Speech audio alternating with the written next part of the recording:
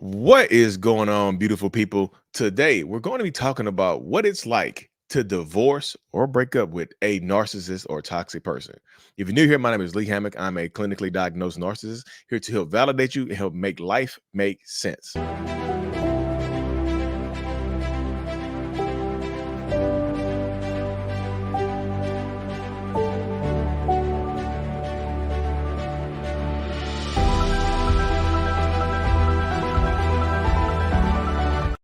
Boom. That's my superhero landing right there. I love the intro.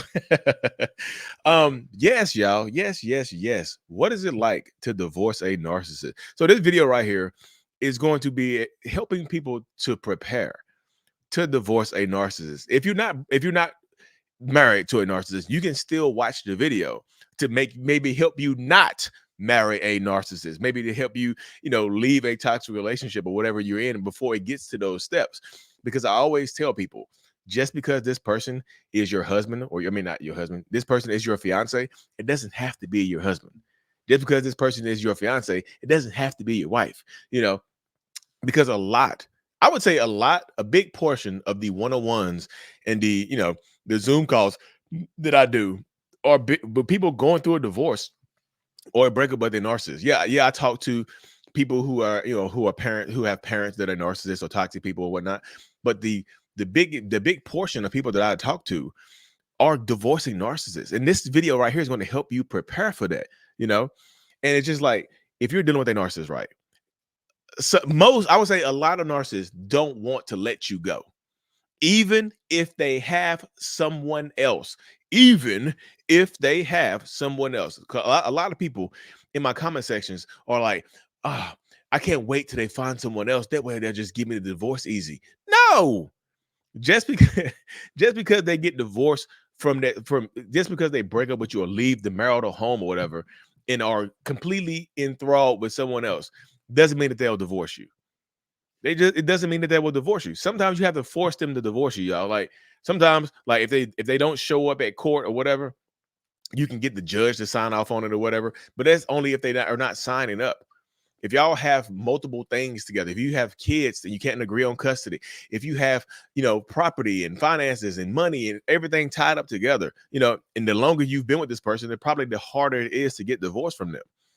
It's just the way it goes. It's kind of like the deeper you get into like the little spider web. Y'all know, I, a lot of times I describe narcissists, right, as like little. It doesn't sound stupid. It's like little narcissistic spiders sitting there, like little black widow, little narcissistic black widows sitting there with the little red hourglass or their little toxic red hourglass on their butts, on their bottom side, ready to snap you up. So once they get you like in the web, they bite you. They bite you. They're going to take a little bite off of you and whatnot, and it happens to so many people. So they don't want to let you go. If they divorce, marriage is a contract to most people. Like marriage is based on love for most people, right? But to narcissistic people, marriage is a contract. It's like you sign this paper, you belong to me. It's ownership. I got your ownership papers right here. What does that sound like? When I say ownership papers, what does that sound like? It reminds you of slavery, right? Because that's the mindset of a narcissist. I own you. You belong to me. You're damn near my slave in marriage. You're supposed to do what I say when I say what, and you don't get your voice. They turn the volume down on your voice. Like they turn it down slowly. They turn the knob down on your voice in this relationship. This happens quite a bit. So if you're dealing with a narcissistic, toxic ass person, just understand that this is how it's going to go a lot of times, y'all. This is literally how it's going to go. They are going to, make it very hard for you to get rid of them. Now, some of them will absolutely, some of them will absolutely sign the divorce papers just to be rid of you, right? Because they might be ready to move on and immediately get married to someone else, right? But there's a lot of them that use this marriage as an ownership thing. They're like, even if they've been cheating on you and they leave you for someone else, and even get engaged to someone else, it doesn't mean that they'll let you go. Like y'all heard stories from people. I shared a video very recently of a story from a person. Like she's like he was cheating on her with a person, right? He was cheating on his wife. He left his wife for this person. They've been separated for 3 years. Like she's moved on. He's engaged to the person he cheated on her with, and he's still refusing to divorce her. Listen to me what I said. He's engaged engaged to this new person that he left his wife for, but he's refusing to divorce his wife because they don't really want to get married to the new person. Sometimes they use they use your marriage papers as a reason to not take the next step with this new person. As long as I'm married to you, I have an excuse to not marry this other person because I really don't want to do it. And also, as long as I'm married to you, I get to tell the new supplier, the new person, that you refuse to divorce me. I can make them hate you without even meeting you. Man, my whore ex-wife refuses to divorce me. She don't even want me no more. It's been years. She refuses to divorce me. I want to marry you so bad, girl.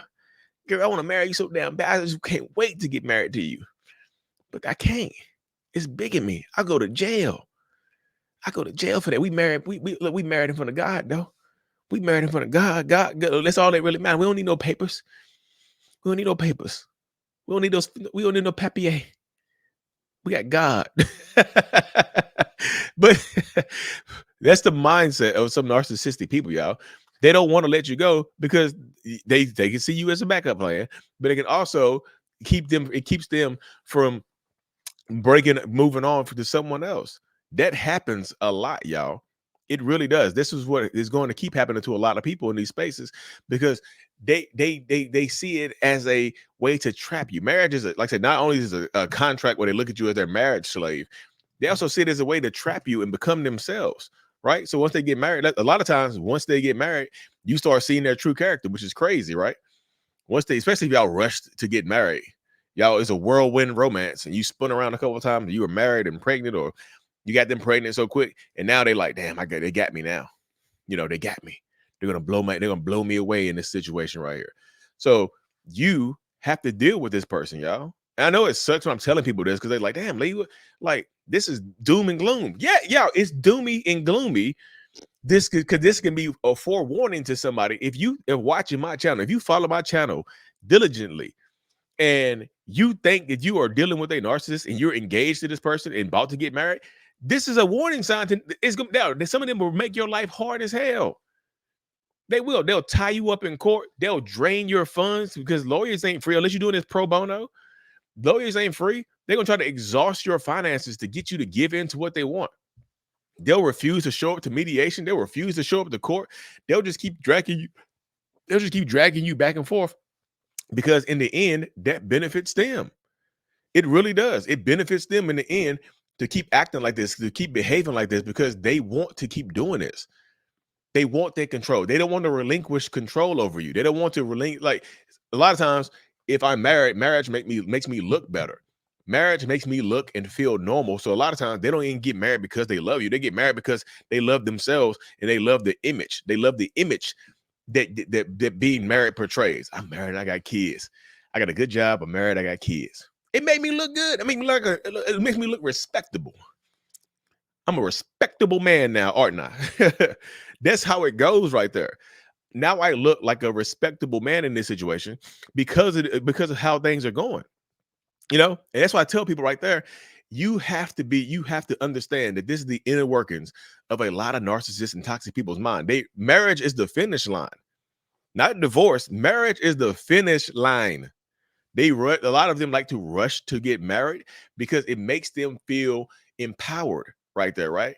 They want to rush to get married because it makes them feel empowered. It makes them feel strong as hell. It makes them feel like they have a lot of stuff going on, like they have a lot of things going for them. It makes them look better to other people as well. So marriage is the finish line. The quicker we get to marriage, the quicker I can become myself. The quicker I can be me. So that's what they do. They rush you to get married a lot of times so they can become themselves. They can be themselves. They can start doing things that they themselves like to do. And that's why I tell people to slow the hell down. Slow it down. They want, like, y'all, marriage benefits the narcissistic person a lot. And they love it. I'm just telling you, they absolutely love it. They absolutely love it to feel like they're in some type of control over you. It gives them power. It feels like it gives them control as well. And this is why a lot of times narcissistic people, like, marriage to them also guarantees them in their minds that they won't be alone. So this is why a lot of times, y'all, you'll see a narcissist or a toxic person that's been married like 20 damn times. Maybe not 20, but like I talked to a woman very recently, right? It was a couple years ago, maybe. And she was like, "I'm wife number 7." What? 7? She was like, "Yeah, I only knew about 2 previous ones. It wasn't until I filed for divorce and she did something when she had to look his name up or something like that, and she realized that he had like 6 other marriage licenses." She was like, "I thought I went from being wife number 3 to number 7 almost overnight." And it blew me away how he would hide it from her. And yes, and there's some toxic women out there, like little toxic black widow women out there too, you know, and that will absolutely go through this marriage game too because it makes them feel safe and secure in this relationship dynamic.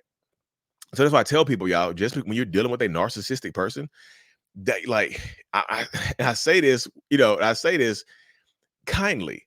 Don't marry that person if you know what I mean, because it just gets bad, y'all.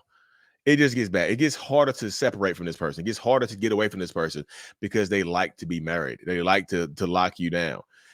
But are there some narcissists that do not want to get married? Absolutely, yes. There are a lot of narcissists out there who will tell you that they don't want to get married because they don't want to be locked down or tied down because that allows them the flexibility to not legally be dedicated to you and not legally tie up their finances to you or whatnot. Not, they can get in and out of your life very quickly. They'll tell you things like, "Oh, marriage is just a piece of paper. Why we need a piece of paper to show that I love you? I love you physically. I clap them cheeks, don't I?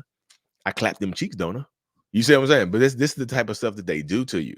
So I'm just telling you, y'all, in these spaces when you're dealing with toxic, narcissistic people, this is the type of mindset that you have to have before you take those next steps. Getting married doesn't make the relationship better. If it's already a rocky, toxic ass relationship while you're boyfriend and girlfriend or fiancés or it just engaged, it's not going to be better when you become a spouse. Getting married makes it harder to get rid of the person, and narcissists know that. So when you're trying to divorce them or break up with them, like if you file for divorce, man, they can lose their damn minds and become extremely obsessive and dangerous and hawk you down and stuff like that. Pop up at your job, pop up at your work, you know, come to your church. They might start going to church. They'll make every excuse in the book to try to stay relevant in your lives. They absolutely will. So this is why I'm just telling y'all, in these spaces, you have to be prepared for it. You have to understand that narcissistic people, they want to win, and winning looks like marriage to them. So divorce to them, to a lot of narcissists, y'all, is a failure. They don't want to look like failures. Just like marriage is a success and makes them feel normal, divorce is a failure and makes them feel ridiculed. And they don't want to be ridiculed. They don't want their reputations to be hit in any way, shape, or form. So they try to keep you around as long as possible, even if you are not happy. We can just be roommates. We can just do this. So that's why a lot of times it becomes very difficult for you to get them out of your life because they feel like they want to keep you here because of this right here. So divorcing an narcissist, just be prepared for it, y'all. Be prepared for a battle. Brush up on your law because, like I say, sometimes they will try to legally exhaust you. Before you file for divorce, go talk to a divorce attorney to see what your options are. Let them know everything that you know to be prepared for it, because you want to be prepared as much as you possibly can. This goes to the same with breaking up with narcissists.